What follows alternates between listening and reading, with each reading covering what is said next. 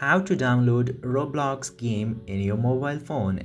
Now in order to download Roblox in your mobile phone, you just simply need to open either your Play Store or App Store in your device depending on what kind of device that you use.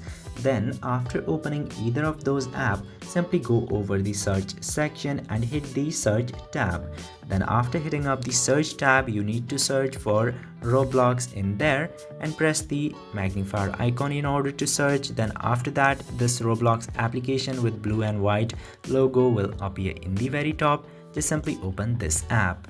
Then after that, you will see the install button or install icon. Tap into that, and depending on your internet connection's speed, the Roblox app will successfully be downloaded in your device in no time. So this is how you can download Roblox in your mobile phone.